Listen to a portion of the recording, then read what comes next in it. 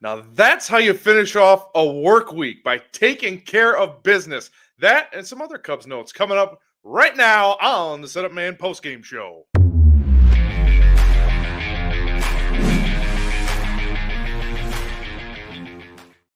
Welcome into a brand new edition, a Friday edition of the Setup Man postgame show. It's odd, but I kind of dig it. I am Alex Brault, alongside the Podfather himself, making his triumphant return to the post-game show. Kyle Stanley back with me today. And if you're listening, first of all, thank you. Also, make sure you hit that like button. Make sure you hit that subscribe button. Hit the little bell. Make sure you hit up the comment section. Well, it wasn't the most fascinating game today. We're definitely sure you got a win. It's a win. It's the weekend. Good vibes. So hop in that chat for us if you would. And then get ready to participate, because the chat's just not enough. We want to see your face. We want to see you on screen. We want to hear your beautiful voice when we listen to the audio back afterwards. So, just like old-fashioned sports radio, Kyle's going to drop that link in the comments for me very shortly, if he hasn't already. But then you, the fan, it is done. So the comments, check the comments. Link is in there. Join us. You can join in right away if you want, but we will not get to your calls until the third segment. We got some stuff to go over, including the Cubs win today, which to me felt like a TCOB. What does that stand for? Taking care of business. Nothing crazy, nothing revelatory. But Kyle, just a nice way to start the weekend. A no-stress win. You know, I would say last year we said this team had boring games because they just didn't do anything. This time, this was a boring game because they just TCOB. And that makes me want to have TCBY. Remember that? That was good stuff. I don't actually. You know, maybe that was just a California thing. Frozen yogurt, for those of you that don't know. So I loved how boring this game was. Like, you know, you get out to an early lead, you tack on, the bullpen locks it down. Caleb Thielbar comes in, throws strikes, does his job, gets all the lefties out. Brad Keller gets out of some trouble. Like, that was the most dramatic part of the game. My blood pressure rose like maybe for 2 minutes. And then the rest of the game, you were like, yeah, we got this thing in control. The thing I like most about this, I was telling you off camera about this, Alex, the wind blowing in. I mean, that's probably the most intense wind blowing in a long time. That happens to the Cubs last year. They score 1 or no runs. They did not know how to score any runs with the wind blowing in. This year, suddenly, double central. Look at that. Turns out you can hit an extra base hit even if the wind is blowing in. How about that? 6 doubles. And I don't believe the Phillies had 2 doubles, 2 extra base hits. Yeah, that's exactly what they had. 2 extra base hits from the Phillies. I mean, the pitching did their job.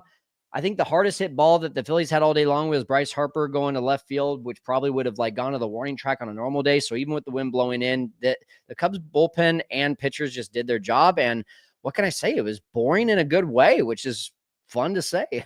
Oh, for sure. And funny you mentioned the Harper one. I audibly said after he hit it, "Not today, Bryce." That was right after that was the only time, or they showed it a couple times, but at that point in the game, they showed that graphic showing the wind patterns. It was like knocking 50 feet off the ball in left, like straightaway left field. Yeah. And he's staring at it for a second. I'm like, no, not today. Yeah. There was one thing that I found interesting, not only in this game, but this week as a whole. And I know we typically save Sundays for our weekly recaps, but the bullpen picture to me seems to be coming into focus by quite a bit. Thielbar, there's your left-handed specialist. 6th, 7th inning, some combination of Keller Merriweather. 8th, Hodge. 9th, Presley. Which, honestly, when's the last time we can say it's just ABC? Clear, yeah. When's the bullpen just been very structured? Yeah, I mean, probably late 2023. Because even last year, 24, all you really relied on was Hodge, if I'm remembering correctly. It's a good question. I mean, I feel like, August 2023, you knew it was Merriweather, Leiter in the 7th, 8th inning, and then it was Alzolay in the 9th. And I can't think if I'm missing anyone. But yeah, it's a good question. I think in these types of games where you can line up the bullpen the right way, it's been just like today.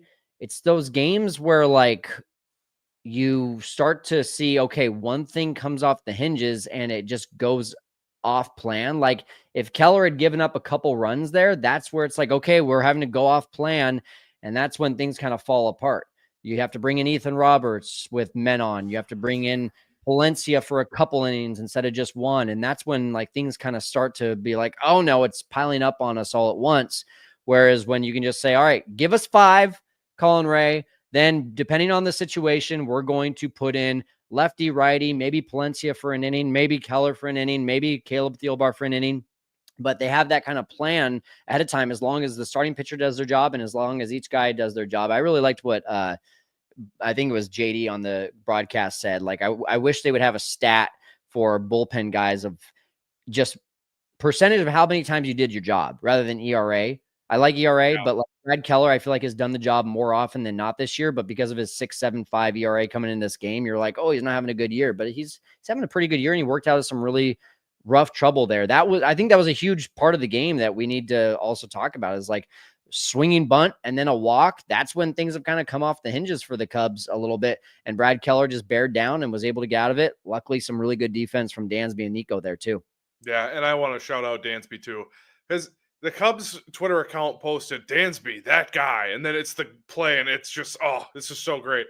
If you read the comments, it's like, oh, he's only hitting $187. It's like, I'm so tired of having to defend him. He's so much more valuable than Hayward was, a middle infielder. I'm sorry, defensively, more value to me personally than a right fielder. I know it's not pretty. He shouldn't be batting 5th, and we should probably touch on that too. We should probably, at this point, he's struggling.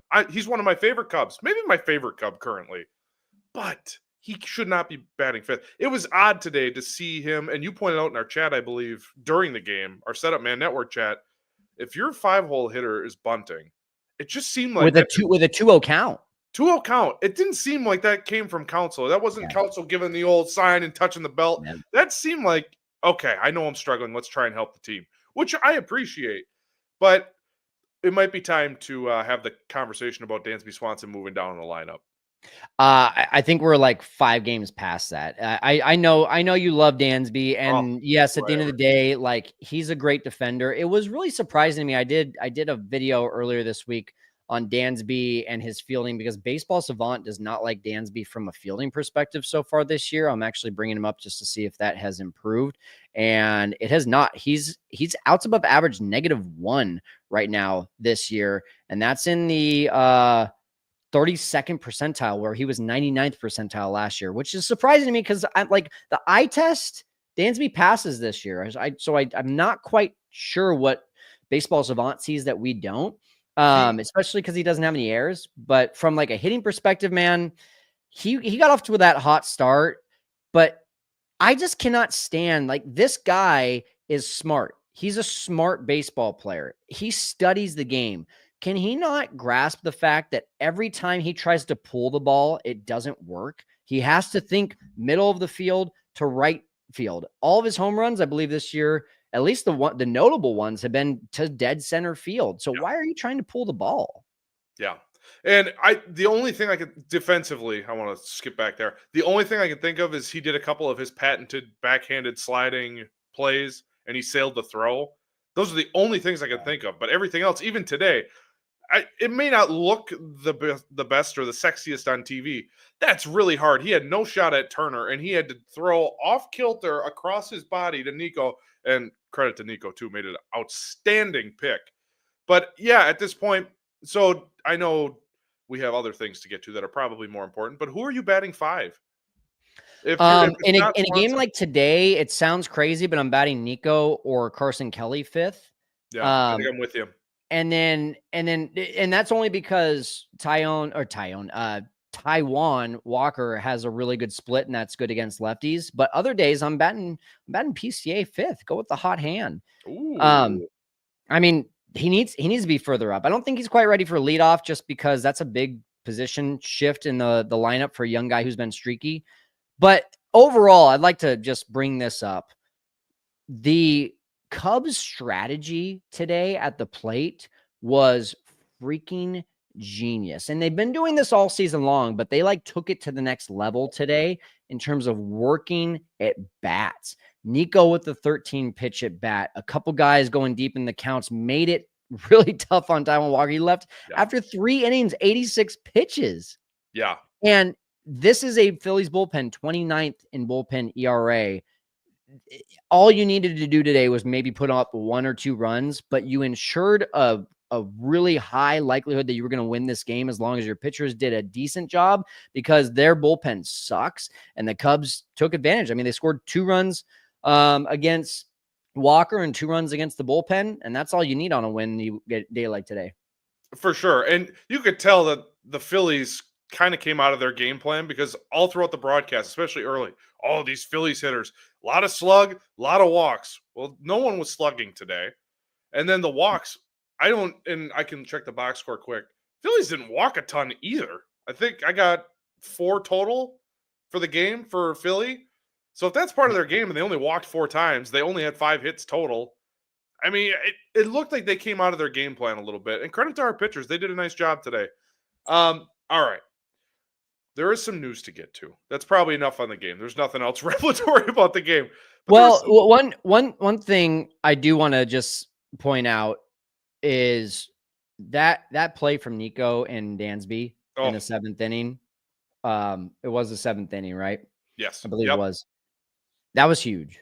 Yeah. I mean, that needed to be had, because when we've seen Brad Keller get into trouble this year, it's been because the defense lets him down or he runs into bad luck. And he had already had that swinging bunt. He had already had a really rough at bat against Alec Boehm, and tip your hat to that guy. He's basically the Javier Baez version of the Phillies in terms of he'll swing at anything. And he laid off 3 legit sliders to be able to get that walk. And I really thought that inning was going to unravel. So Dansby and Nico making that play was huge. That's all I have to say about the game. No, I'm with you. We don't have the quote unquote one big moment in the segment or in the show anymore, because it just didn't really work. But yeah, that would be the clear winner today, because if Dansby doesn't snag that ball, that's at least 1 run, and that might lead to more if things obviously unravel, as you mentioned.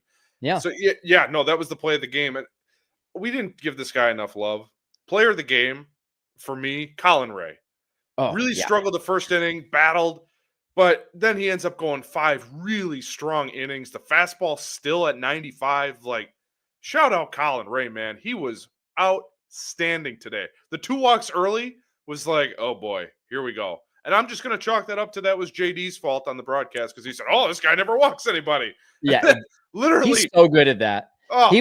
He also called the John Birdie double. I mean, he said baseball has a way of redeeming itself, and then boom, RBI double. Yeah. So credit to JD for the first run of the game. But yeah, it was funny to watch that unfold. So, and I mean, a .96 ERA for Colin Ray. Someone posted it on Twitter, and I have to give some love. I can't remember who it was, but they said a lot of us Cubs fans owe Colin Ray an apology, and that is 100% true. I mean, the guy has now 6 appearances on the year. 4 of them have been scoreless, and 2 of them have been 1 run. That's phenomenal. I mean, his stuff looks really good. I don't remember him ever looking this good from a stuff perspective when he was with the Brewers. I know we got other stuff to talk about, but yes, you're right. He deserves a cheers. By the way, if you're drinking, it's Friday night, having a drink over there, put it in the comments. Yes. Put it in the comments. What are you drinking over there? We want to know. So cheers, Colin Ray. For sure. And yeah, we should probably get to, because it's not all great news in the starting pitching landscape for the Chicago Cubs. Kyle, you had some thoughts. I'm going to hand things off to you now. Let's talk Javier Assad, because that's not looking great. Yeah. First of all, before we get to Javier Assad, I think the bigger thing is that we want to talk about is urgency. Is that what you would like to talk about first? I was coughing. I missed that. I'm sorry. So would you like to talk about urgency first before Javier Assad? Oh, sure. This whole idea of urgency. Let's get into it, folks. It was a big topic over the offseason, and I'm ready to let's have some discourse. I'm ready. Let's go. I'm going to play a video for you guys first, and it'll lead into what Alex and I have discussed. The footballification of the way we analyze sports is such a disservice to most sports, but especially baseball. And I would further say, if the phrase sense of urgency were never used again, it would be just fine, because it's just not a thing. So I did that interview with Boog back in November of this last year. And first of all, I'm going to tell you right now, Boog is a good friend of mine. We go and have dinner with him during spring training. We're not like close buddies, but like, he spends the time with me, and I appreciate him as a human being. I strongly disagreed with him on this topic when he brought it up, and I pushed back with him. And now we're seeing the fruition that, yes, there is very much a sense of urgency thing in the sport of baseball, even if it's April. And all you need for proof of that is this right here. And I'm having some fun. Ain't nobody got time for that. Ain't nobody got time for these guys that are going to underperform and not help the Cubs get to the playoffs. Now, some of them that doesn't apply. Luke Little threw all of 2/3 of an innings. What you're looking at here on your screen, by the way, is just all of the DFAs or option down to AAA so far for the Cubs this year. This has all happened in a 14-day span. And you've got, 1, 2, 3, 4, 5, 6, 7. Every other day, there has been a guy that has left the 26-man roster. And if this doesn't scream sense of urgency, I don't know what does. For those of you that are going to be listening to this on the replay for the podcast, Caleb Killian DFA'd, option Nate Pearson, option Matt Shaw, option Luke Little, option Jordan Wicks, option Gavin Hallowell, DFA'd Gage Workman. Fun fact, a lot of people don't know, the Cubs did end up re-signing Caleb Killian to a minor league deal, so he's still on the team. Might end up seeing the same thing with Gage Workman. You don't know. But all I know is that Jed is not waiting around. And this is what we wanted last year. This is when in April, when the Cubs were blowing leads and Adbert Alzolay just kept getting thrown out there in the 9th inning. It was just like, why aren't we doing anything? And they're doing it this year. And I hate to say it, I think really the only difference here, Alex, is two things. One, Jed's job. And two, Kyle Tucker. We have no idea how long we have him. So they have to go. They have to have this win now mentality. And I am going to be really disappointed if we look forward to 2026 and the same team isn't out there, but improved. Kyle Tucker plus more. But in the moment, all I know is right now, Jed is just operating under the place of, I need to keep my job and I need to take full advantage of this Kyle Tucker era, because I don't know when we're going to have a guy like this on the team again. So my 2 cents and first thought on the Boog interview, my first thought was, oh God, you can't, it is professional sports, man. There is urgency wherever. You mentioned Jed's job is on the line. If that doesn't light a fire under your rear end, I don't know what does. And you are 1000% right. The mentality of the front office has been perfect. Hey, we're sorry, Matt Shaw. You're not helping us right now. In fact, you might even be hurting us, which that's a different story. But Gage Workman, you can't field the ball. You can't hit the ball. Sorry, you're gone. Gavin Hallowell of that list was the only guy that I was like, oh, that's kind of surprising. He's gone, because he was phenomenal against the best team in baseball. But, hey, you know what? Stuff happens. We'll see you in a little bit if someone gets hurt or call up, whatever. And they're making trades. Drew Pomerantz wasn't perfect today, but solid. And another veteran guy, former All-Star.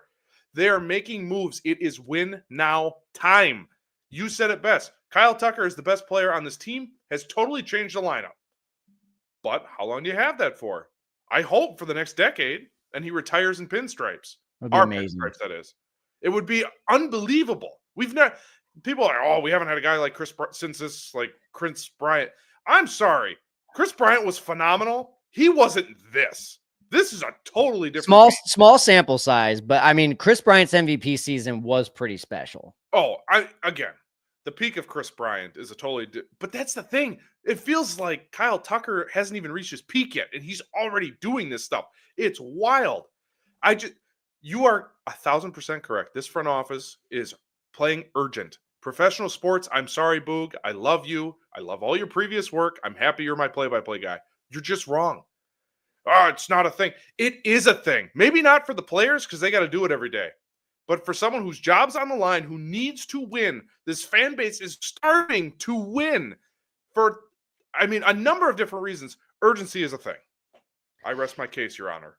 I think most people who are on this, the 87, by the way, in the room, make sure you like, comment, subscribe. It really does truly help us out a ton, and it helps us to have better conversations because you guys get to be in the comments and showing everything that you think as well. But I think we're all on the same page. I think we all think that urgency is a thing, and when you put someone's feet to the fire, they are going to either sink or swim. And right now, I'm impressed. I'm impressed with Jed. A lot of people may not be because they're like, well, why didn't we just go get Tanner Scott? Well, you know what? Tom didn't have the checkbook out when the Dodgers were talking to Tanner Scott. It wasn't until the 25th hour that Tom said, fine, give him an offer. And Tanner had already made his decision. Like that's just the truth of the matter. And you can say a lot of different things of Jed did this. Within the organization, the guys who have the players that they need to manage on the field, they freaking love Jed. So that just tells you something. Craig Counsell and Tommy Hotovy and all these guys, they're not being like, man, I wish Jed would give us better players. If anything, if they have any of those thoughts, it's Tom. That's what it is. And that is like the truth of the matter here is that if they have any issues, it's Tom. But I will tell you, the fact that there's already some rumors swirling, whether they're true or not, about Kyle Tucker being in talks of extensions, the fact that they even gave PCA a extension offer, be it a little bit underwhelming from the information that we do have, we can't fully judge it because we don't have all the information. Just the fact of that tells me that Tom is starting to feel the pressure from the fans. So don't stop talking. Like, get out on Twitter, talk till your lungs are completely worn out. Like, just get out there and say, Tom, bust out the checkbook, because I think he's gonna eventually say it's time. It's time. This team is too much fun. And the only difference with this team from an offensive perspective this year versus last year is Kyle freaking Tucker. That is the only difference. They're running it back. They traded Bellinger for, well, granted, Amaya's been better. Carson Kelly's been a revelation. Fine. I grant you that. But they're pretty much running it back, folks. And you are 1,000% right. There's a competing podcast. I'm not going to give them a free plug on our show. Don't get me wrong. But they literally every Friday have signs, big old poster boards, extend Kyle Tucker. This team is fun. And I'm no business guy. That's just say it. We like CHGO. We're good with them. Okay. That's fine. We like friends Cody. Of the show. Yeah. But no, they go out there and extend Kyle Tucker. It's just all of that little stuff, social media campaigns. I mean, all of that stuff builds up. And I heard someone, I think it might have been Ken Rosenthal. I apologize to the insider. A lot of these owners, after a while, get real sick and tired of being labeled one thing. I can guarantee you, anybody watching, anyone listening, Tom is getting real sick of being called cheap. Yeah. And what was it at CubsCon? A little girl went up to him and said, "Why are you so cheap?" That was crazy. I mean, it's little stuff like that. It's got to drive him absolutely bonkers. And again, I'm no businessman. That's more your realm.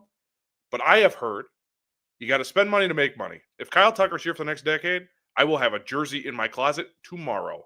And I guess a lot of people would too. Well, should we talk about, speaking of sense of urgency, should we talk about the Javier Assad news? I suppose. So if you haven't heard, actually, was that Tuesday? Whatever the last post-game show was, I have no sense of time. The NFL draft is here, so my week is upside down. Yeah. Yep, Tuesday, that day. Assad was pulled from his second rehab start, and Ty and I both said, let's not say anything quite yet. Well, turns out that we're starting at square one with Javier Assad. He, according to Jordan Bastian, recently suffered a grade 2 strain of his left oblique and will be shut down. There's no timetable at the moment, and I'm just prefacing this now. Reckless speculation on my behalf. Typically an oblique, like with Seiya and recent Cubs oblique injuries, 6 to 8 weeks, roughly. This is him re-aggravating it. Yeah. I can't imagine it's going to be on the short end of that. I wouldn't, honestly, August would be just my guess. Yeah. That's about 2 months plus rehab. Like, I'm not going to count on Javier Assad for much longer, folks. I don't think you can. And I think it begs the question now, because the Cubs were originally asking, how do we replace Justin Steele? Well, that's, unless you're getting Sandy Alcantara or Pablo Lopez, you're not replacing him. Now the question is, how do you just replace depth? Because that's what Javier Assad was. Now you suddenly are relying on hoping that Colin Ray does this the rest of the season. It doesn't have to be this good. Just like, if Colin Ray is in a mid-3 ERA and is starting every 5th or 6th day, I think we're thrilled as Cubs fans. Oh, yeah. But if he gets injured, if Ben Brown gets injured, if Ben Brown reaches his innings limit, if Shota continues to struggle and it turns out he needs even more rest, if all you really have in the background is Jordan Wicks right now with Major League experience. I apologize if I'm missing someone. Well, yeah, Flexen, but he hasn't even touched the majors this year. So internally, you have Chris Flexen, you have Jordan Wicks, and you have Mr. Cade Horton, which I think at this point, yeah, exactly. I'm doing the same thing. I mean, he has looked legit. The only thing I don't like is that 16% walk rate down there. But you know what? Mr. Porter Hodge had quite the high walk rate as well, and then got to the majors and suddenly something clicked, because you know what? He's a dog and he figured it out. So I'm thinking Cade Horton might be in that same time period. So I would love if Javier Assad gets quote unquote replaced internally by Cade Horton. But if they still want to see more from him, Bruce Levine talked about today, hey, there's 4 different guys. There's Eric Fetty and Sonny Gray from the Cardinals. There's Pablo Lopez from the Twins, and there's Sandy Alcantara from the Marlins.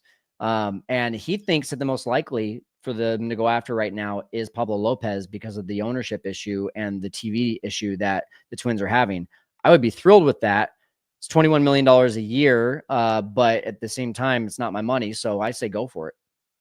Yeah, Alcantara, as much as I love watching him, he hasn't looked quite right yet. I do think he'll find it eventually, but I'm just telling you all now, I've seen, what if we got Nolan Arenado? What if we got Sonny Gray? The Cardinals aren't trading with us, folks. I'm going to just shoot that down. If it does, maybe I'll eat like a raw onion or something on air or something. I don't know, but there's no shot it's happening, so I feel fine making that bet. Pablo Lopez, to me, feels like the most obtainable just from a trade standpoint. Sandy, I feel like you're going to have to empty the cabinet a little bit. So, a lot of it, right? Sure. And there was a report today or yesterday that the Cubs backed out on the Luzardo deal due to medicals, but they had a deal in place for Jesus Luzardo, who they're facing tomorrow, because irony. But they were asking for a ton for Luzardo, who's kind of been up and down and not healthy. This is Sandy Alcantara we're talking about, Cy Young winner, and when he's right, he's dominant. That's not going to be a small price. Lopez feels like maybe a Casey, maybe an Alcantara, some throw-ins, and okay, thanks, we got a new pitcher. So I don't know, man. I think Cade Horton, honestly, is the option I most want to see. A, because I'm impatient and just want to see him in the big leagues already. But B, he, of all their young pitchers, can have the most impact on this version of this team right now. Yep. And he's only got so many bullets in the gun, so I don't really see why we have to wait. I would love to see him come up right now, make a few starts, and if he's not needed as a starter, go into that bullpen, finish the season in the bullpen, throwing darts in the 7th, 8th, maybe even 9th inning at some point. But get him up soon. just don't waste him down there in AAA. Yeah. I have no info. I know nobody, so I have no info. I feel like May, June, we're going to see it. I think maybe July was the original expectation. I think that's moving up for every time he starts. I think that line moves up. All right. It's been a half hour of us yapping, so let's get to y'all yapping in our segment. You suck! Woohoo! On your marks, get set, go! For those listening on the audio podcast, that would be Thoughts in 30. That is when we invite you, the fans, to call in, share your thoughts, comments, concerns, questions in 30 seconds or less. So after 30 seconds, we'll have a little back and forth, have a little fun, a little discussion, and then we'll see you Sunday would be our next post-game show. So already promoting that. But let's get to the callers. Dave Litter, friend of the show. Welcome back, sir. I got so much I want to talk to you guys about. Look, we're 17-10. I'm going to push back on taking Dansby out of the 5-hole because we're like the top-ranked offense in all of baseball right now. So if it ain't broke, don't fix it. It's broke, Dave. It ain't broke. It ain't broke because our 7, 8, and 9 hitters are outperforming. So why would you mess that up? We have it's just, it ain't broke, don't fix it. 2, if Assad is going to be out for a couple of months with this lat, that screams 60-day IL for me, which would open up a 40-man that you could slide Cade Horton in right now. And then you could bring him up as you need, and he can ride the shuttle train up and down between Iowa. That's number 2. 17-10, guys. Can we respond to number 1 and number 2 first, and then we'll give you time for number 3? Absolutely. Cool. So number 1, I gotta push back really, really hard on you on this one. And we love you. We love you coming in. But man, Dansby striking out with major impactful situations. I can't handle it anymore. He's the worst hitter in the lineup unless Justin Turner is in the lineup. And for that reason, if Craig Counsell means it when he says that the best hitters need to have the most at bats, then he should be batting 8th or 9th. That is Craig Count. And there you go. If that's truly the philosophy, then Craig Counsell should follow his philosophy. If it's not, then I mean, I get he wants righty, lefty, righty, lefty. He backs it up like that. But yeah, Dansby's just not it right now. And trying to bunt on 2-0 with 2 runners on and nobody out shows you that he's not comfortable quite yet. Assad, I completely agree. I get that, Kyle. I get what you're saying. And, in the lineup, you're always going to have somebody that's cold. That's all I'll say. And Dansby, you got to give him credit for as hard as he's struggling at the plate right now. You look at that play in the 7th inning, he's not taking his hitting out to the field. And you're right. The metrics may not like Dansby right now, but the eye test is this guy is playing. This is what we're paying him for, is that we have the best up the middle defense in all of baseball. Mm-hmm. From the catcher, second, and short to center field, we're the best. We're tops. Now, I do have some. I was on the show last night, Cubs Talk, and I dropped this nugget. And I want to let you guys know. I was on X, and there were some Cubs accounts talking about, signing Kyle Tucker long term. And the point I made was absolutely we should. And if I'm a Cubs season ticket holder, I'd be calling my rep right now and say, hey, look, if Ricketts does not open up the checkbook and extend Kyle Tucker right now, I will not be re-upping my season tickets next year or any year after that. And the feedback I got on X from some Cubs season ticket holders is that they are calling their reps. The reps are hearing it from everybody, and Ricketts already knows he's painted into a corner. Good. Ricketts knows that he has got a literal bomb ready to go off. He knows he will lose half the fan base if he does not sign Tucker. So now the question becomes, when does Tom go to him and say, look, 10 years and $500 million? Because that's what it's going to take. I think if he waits any longer, that's what it'll take. I think if he just goes now, 450 versus 500, how much of a difference is that? But right. Alex, and Sean Hendrickson came on late last night, and he said, how would you like to be the combo of Jed Hoyer and Tom Ricketts and realize you lost Kyle Tucker over $40 million? Yeah, that would not be okay. And look, I'm 67 years old. I have been with the Cubs for over 60 years. I will postulate this theory. The Cubs have never had this kind of a transformative player like Kyle Tucker ever. You can talk about Ernie Banks and Ryan Sandberg and Andre Dawson and Anthony Rizzo and Chris Bryant, yada, yada, yada. They have never had one of these kind of guys that is a generational, legitimate talent. Had Chris Bryant stayed healthy, maybe. And we got the best 3 years out of Chris Bryant. But this Kyle Tucker has changed this entire team. And that's why we are legitimately the best team in baseball. Amen, David. We got to roll. We got more callers, but thank you for calling in. Appreciate you, sir. See you, boys.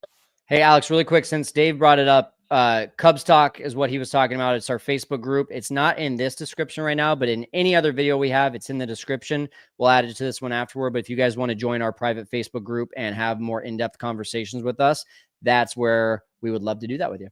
Absolutely. That's kind of free reign. Here we're on a time crunch because, we got time limits and stuff. There, you can go all night if you want to. Brian Burns, you may have seen him on here before, but Brian Burns takes care of that, does a really nice job. So let's go to our next caller. That is Break Even Tom, a.k.a. Will, joining the program. What's happening today, sir? What's up, Will? Oh, I'm exhausted. You can hear it in my voice. You were at the game. You got burned, too. Yeah, I did. A little bit.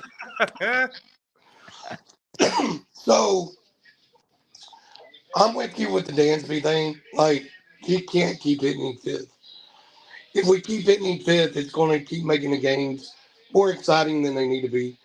Move Nico up, move PCA up, drop Dansby down to 7-3. You got to have guys that make contact. Sorry, my voice is horrible. It's gone. It's toast. Holy smokes. But yeah, Kate Horton, May 12th, Wrigley Field on my birthday. Let's go. Let's go. Will, are you on your deathbed? What's going on there? You look like you're I'm on my deathbed, man. like I caught something coming back from San Diego, and oh no, it's gotten worse. Oh no. But our baseball team's fun, so there's that. Will, thank you for calling in, sir. It is. Yeah, y'all have a good one. See you, Will.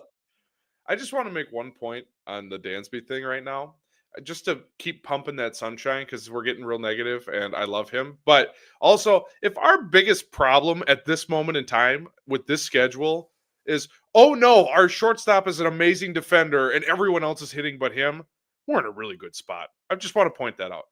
Yep. But anyway, let's talk to Eddie. Eddie, did you go to the game today? I did not. Miss Maddie took her mom. I had to work, but real quick for you guys, I know all of us want an Alcantara or Lopez kind of arm. They're not going to go over the luxury tax this year, hopefully, because they're going to sign Kyle Tucker and be over it for a while after that. Look for them to wait for teams' bottoms to fall out. I know we talked about the Twins who are already there, but teams like the A's, you got like a Jeffrey Springs, the Angels, Tyler Anderson, more middle of the rotation guys to eat up innings. And hopefully Cade can come up at some point and be a big fish. Just people with big contracts are probably going to be out of that, is my guess. Well, does Sandy have a big contract? Not yet. He hasn't gotten his big deal yet.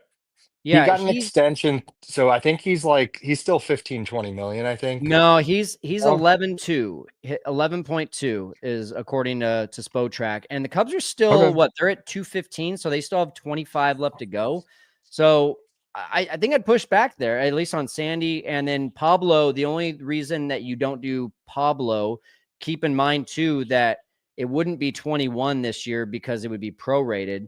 I think you can get Pablo plus a reliever at the deadline if you go for both of those guys. But yeah, I mean, I hear where you're coming from. I think they have to, if they're seriously all in, I think they have to get one of those guys or a Sonny Gray. I don't know what Sonny's is. I think it's 25 million. Yeah. Here's an interesting thing there. If they think they're signing Kyle Tucker, do they give up the farm for one of those guys? But if they think they're not signing Kyle Tucker, do they go for it this year? It's kind of a catch-22 there. Well, they have to have some inkling before you empty the cabinet. They got to know. Yeah, even if you don't sign him, just like a general idea of, okay, we can get this done. We know what the numbers are. We can get this done. And that's got to be a question from Kyle Tucker too: is what's the plan after 2026? Because Nico, Dansby, Seiya, And then a year later, Ian, who was it? Tyone is and Happer, I think. Tyone's in year 3 of a 4-year deal. So okay. after So next year, also Tyone's gone after next year. I think I'm thinking of Shota would be the year after. It's like Happer's there too. yeah, in that 20, year yeah, after, 26, 27. All these guys are gone. So Kyle Tucker's probably asking that question. yeah, definitely. Or he could go the Chris Bryant route and not look at any of the future and just sign for money. How about you do that? Because that's better for my personal argument. But thank you, Eddie. We got one more caller. Love it, Thank you for calling in. All right, last caller of the show. We go to Matt in Texas. Hello, Matt. How's it going? How you guys doing today? Good. First time caller, right? Yeah, I watch the show every day, but I've never actually called in. I thought today I would call because when we got Colin Ray, I thought to myself, how many times have I seen Colin Ray pitch so well against the Cubs? How many times have I, it's just great to get a guy that always pitches well against you, quite frankly, or to not have him pitch against you anymore. And I just saw so many games, it must have been 4 or 5 that I saw, a couple with the Cubs. And I just think to myself, he's a lot more than I think a lot of people think we were going to get. That's all I had to say. I appreciate all the setup crew guys. I love watching you. I love listening to you. Kyle, I thank you so much for everything you gave at spring training. I was able to go last year. I wasn't able to go this year, so I was living vicariously through you. And I just wanted to say thank you guys. I appreciate what you're doing. Well, we hope to see you on more often, Matt. Thank you for the kind words. And I mean, yeah, Colin Ray looks like a freaking steal at $5 million right now, doesn't he? That's what I was thinking when we got him, Kyle. I was thinking to myself, like, wow, we just got a really good pitcher for hardly anything. Next up, Tommy Edman. Just get all the Cubs killers in our dugout because I'm sick of them kicking our rear end. Randall Grichuk, Tommy Edman. Absolutely. Let's all of them. Well, hey, I appreciate you all. Have a great night. Thank you, Matt. Connor Joe, too. Bring them on over. Yeah, just all the Cubs killers. Before we wrap up the show and before we talk about tomorrow's game, I just want to point out it is Friday night in April. The NFL draft is on. And at one point, we had triple digits watching and commenting. And sincerely, from the bottom of my heart, that's amazing. Thank you so much, especially knowing, again, Friday night NFL draft's on, like crazy stuff. But you guys are Cubs crazies and sickos just like we are. So it kind of makes sense. Before we go, let's talk about tomorrow. If I can find it. Well, actually, I don't even need to find it. I know who it's Ben Brown versus Jesus Luzardo. I don't know exactly what to expect tomorrow, weather conditions wise. I think we're in the clear. I thought maybe I heard a whisper of rain, but I don't live there, so I guess I don't know. But anything you're looking for specifically tomorrow, and actually it's a national televised game too. It is on Fox. Yeah, I mean, I remember, was it last year or the year before, Luzardo threw a gem against the Cubs when he was on the Marlins. Oh, I remember that. Yeah. He's been really good against the Cubs. It's only been 5 games, but a 3.18. Sorry, I'm on the wrong line here.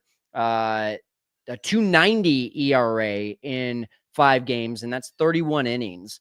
And he strikes out more than a batter per inning. He does walk a lot of guys against the Cubs, 11 walks in the 31 innings. But, one thing that's different, though, about the Cubs this year, they hit lefties, man. And so I'm very interested to see how Luzardo does.